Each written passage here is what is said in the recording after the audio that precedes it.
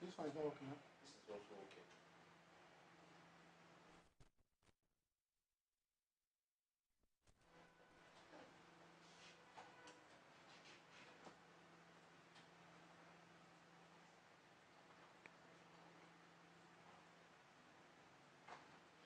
A very good morning to you and welcome to another episode of Politics on Power on TSLNIGERIA TV. And happy holidays to everyone out there. And before we go ahead, I would like to appreciate our fans, those who have been following our page, who have been liking our page, who have been commenting on our videos. I want to say thank you all and continue to do it, continue to share it, continue to post it. The elections are here. We are in October and the elections will be in February, which means in about 4 months Nigerians will be going out to express their free will to choose who will be the next leader of the country. It's a very important elections because Nigeria is a very important country in Africa, a country with over 200 million people, of which more than 40% of that are young people, youths. So it's geographically important country in West Africa and a significant country in Africa in terms of every way you look at it. And whatever Nigerians do in that elections will determine the future of Nigeria. You know, to discuss the issues that we have today and every other political issues, I have a brother and a friend of mine, Baron Mike. Good morning, Faris. Nice to have you. You're looking very good. Thank you, sir. Let's start with the 2023 general elections because we have so many issues to talk about, and we'll be looking at them one by one, and starting from Abuja, the seat capital, and starting from the 2023 general elections, Nigerians will be going out to select a new president that will lead the country for the next 4 years. And let's kickstart it with INEC. Do you think that INEC is prepared to conduct a free, fair, and credible elections in 2023? Well, thank you very much. Even though I'm not an official spokesman for INEC. So looking at the preparations of INEC? Yes. I think with what they have done, looking vis-a-vis the two last elections, INEC has earned some level of credibility. And with what they're also promising, like leveraging on technologies and everything, I'm sure if they put their words to action, we are home and dry. So for me, yes, I can say INEC is prepared and they look ready to conduct a free, fair and credible elections. Well, you are a member of the APC and you are a politician, so I would like to take you on some of the issues around your party, the APC, particularly your presidential candidate, Bola Ahmed Tinubu, who is back from holidays. Some people said he went on treatment, but we can say those are speculations. But I would like to ask you some personal questions that I think that Nigerians are also yearning to know, get an answer for, and which is, one, what is the plan? What is Bola Ahmed Tinubu's plan for Nigeria? Okay, thank you very much. Bola Ahmed Tinubu, the presidential candidate of the APC, is hale and healthy, is back. He has had a long time resting after the very rigorous primaries. We all saw it was back and forth and everything, but thank God the man came out successful. And for his plans for Nigeria, the first thing is the man has harped on economic development. He is an economist. So, and his plans, even though they are yet to be official, I read about the fiscal revitalization, and I've also seen that he has a lot of plans to open up the Nigerian economy to private sectors, and how government also can do business, even though we know from history that, well, there's less government can do about business.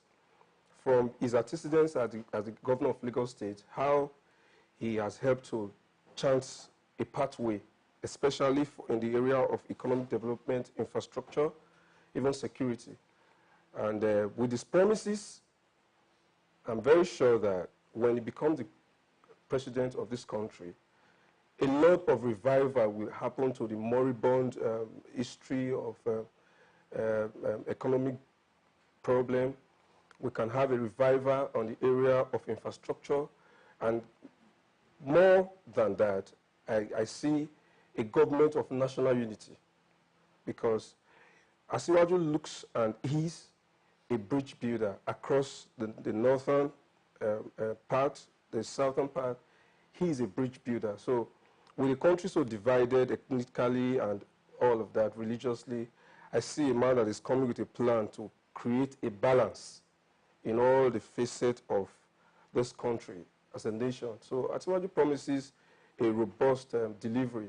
Talking about striking a balance, you know, Nigeria is a country that is deeply divided based on ethnic and tribal religious lines.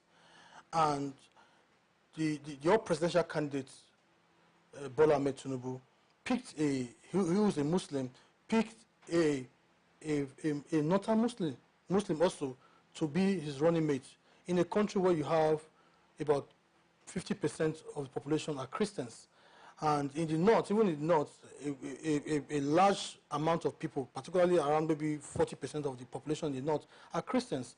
And people are starting to say that he does not understand the religious balance that the country needs. And he has taken for granted. And don't you think he will pay a high price for it at the polls? Well, not so.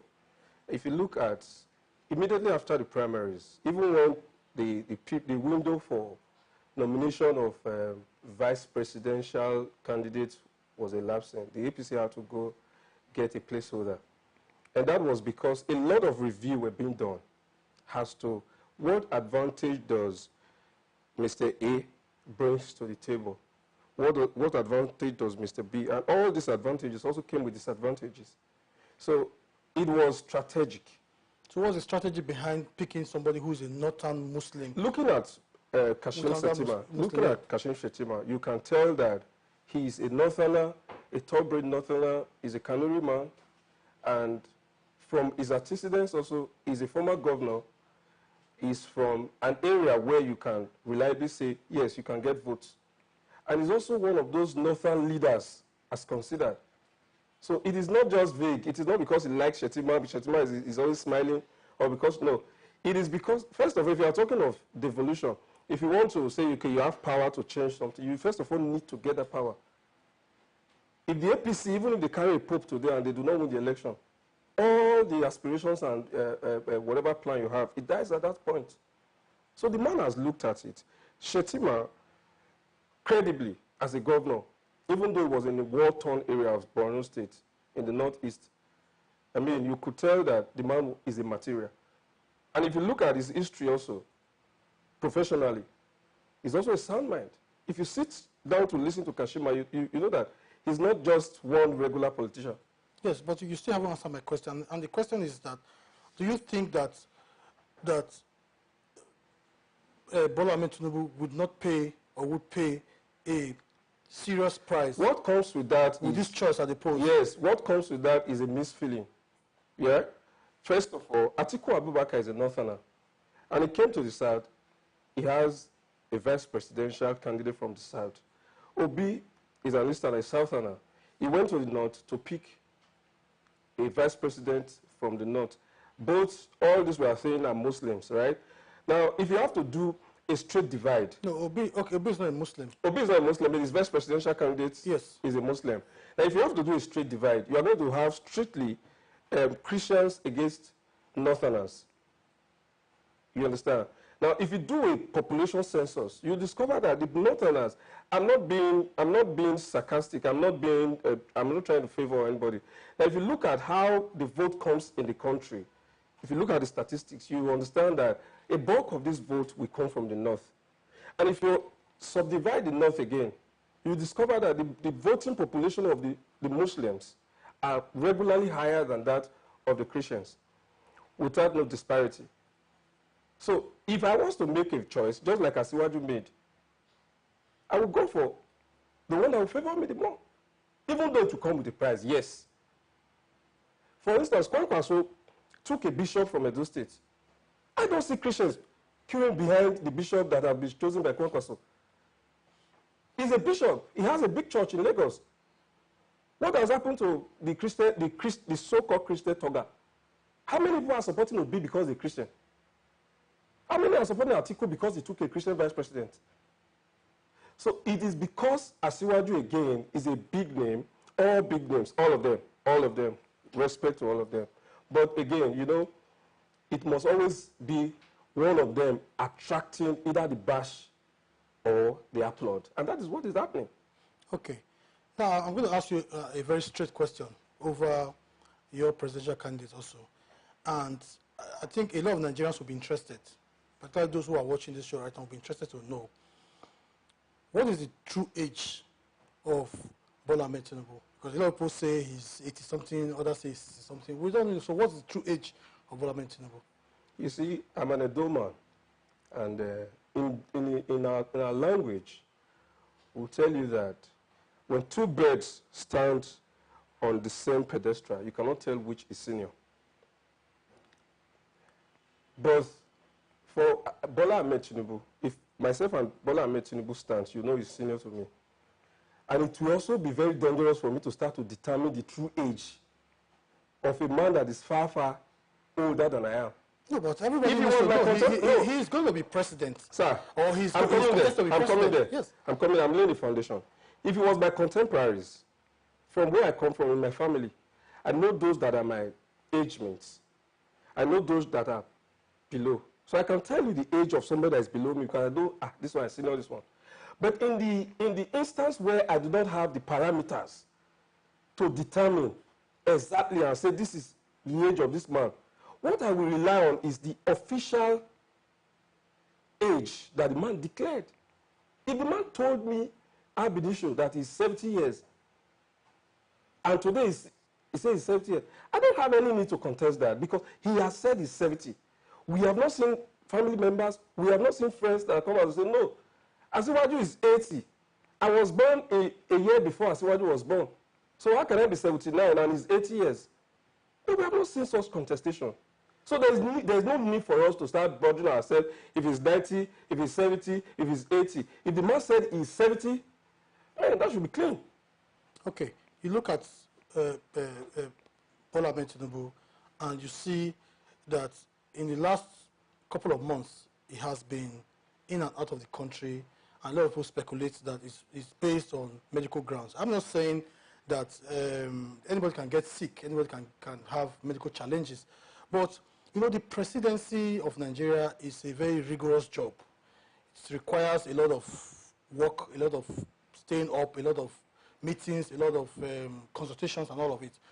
You know, with someone who has I don't know his medical history anyway, but with someone who has been in and out of probably medical checks and all of that, do you think he has the energy and the strength to take Nigerians to where Nigerians want to be? Well, assuming without considering that he went for a medical holiday at his age, that will even make me vote for him. That tells of a man that he knows that he needs to take care of himself. Yeah, but the most striking thing, sir, is this, that he is going on these medical holidays outside the country. He's going on these medical holidays. No, I said assuming, yes, without considering. Yes, there's been a time where the Nigerians were told that he went on a medical holiday. Yes. And the most striking thing is that he went on that holiday outside the country. And one of the things that you followers of Bola Ahmed Tinubu have been doing is been using Lagos as a model to tell Nigerians that, oh, Lagos, you see Lagos, Bola Ahmed Tinubu did very well in Lagos. Lagos is the yardstick to measure him.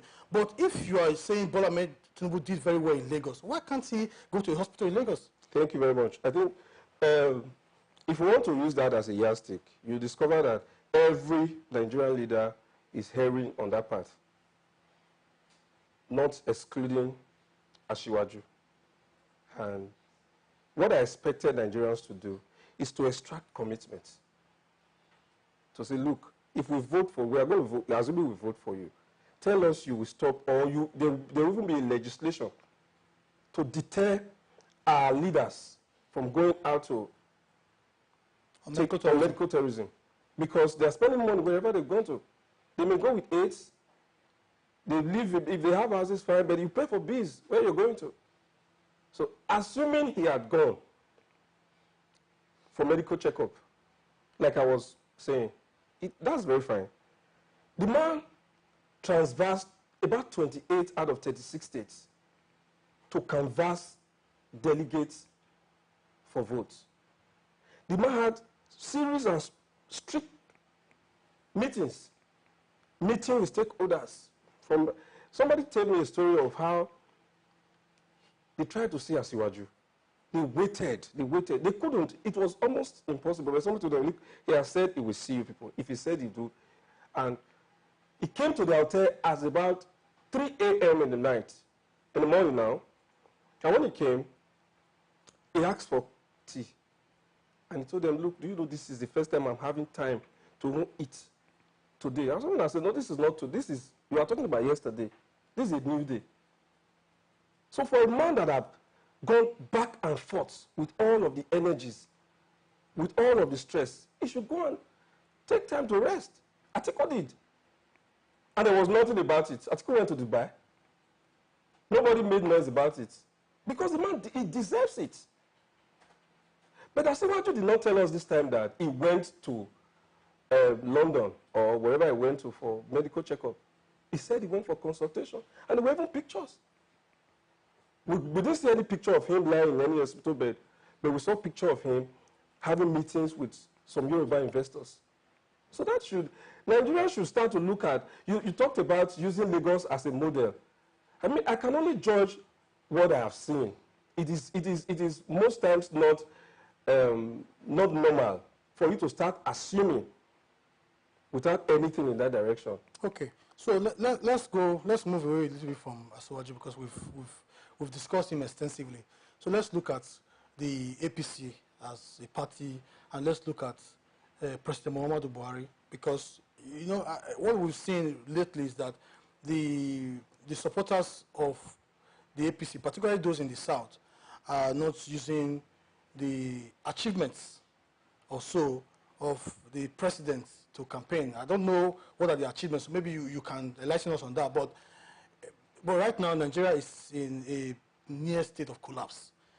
The infrastructure, particularly in the roads sector, is completely almost zero. Security is almost zero. Healthcare is not there. Youth unemployment is on the increase. Inflation is on double digits, and Nigerians are now poorer than they were in 2015. In 2015, if you had $1 million, it was around maybe like $3,000 or $4,000, about $5,000. Today, $1 million is just around maybe close to $2,000. So Nigerians have lost a lot of value, and also if in terms of what Nigerians have, so it tells you how much Nigerians have gone back in the last 8 years. So what would you say is the achievements of President Muhammadu Buhari, and would Nigerians be justified to express their anger or express their anger against the APC in 2023 general elections? Okay, thank you. For President Muhammadu Buhari, you can attest to the fact that I'm not a very big fan. Anyway, I'm on air. I'm not a very big fan, but I'm a member of the APC. And if I have decided to be a member of the APC, I must also subject myself to the tenets of the rules and everything that happens in the party, because it's voluntary. That said, I think one of the problems in the presidency is that there's a lot of aides, there's a lot of ants that many spokesmen, but who also do not really know what to do about their various offices. For instance, the problem of Nigeria overall is a problem of hopelessness. People do not know where we are going to. They don't know where we are coming from. World over, almost every leaders in different countries recently have gone less in the poll because there is a lot of unpopularity because of, first of all, the COVID and the security challenges around the world. This is posing threats.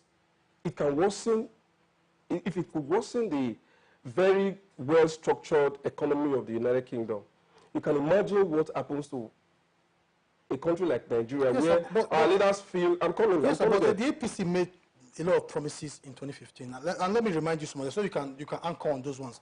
First, the APC promised to make the dollar equal to the naira. They made promises on security. They made promises on the economy, and nothing was achieved. So do you think that Nigerians should trust a party that didn't achieve anything? When you see people, when you see us use Asiwaju's triumph in Lagos to campaign, it is not unintentional. You see, it is easy for somebody to come and say, I will do this when I become president, I will do that when I become president, because there's a lot of, you know, they want to come to power, they want to win.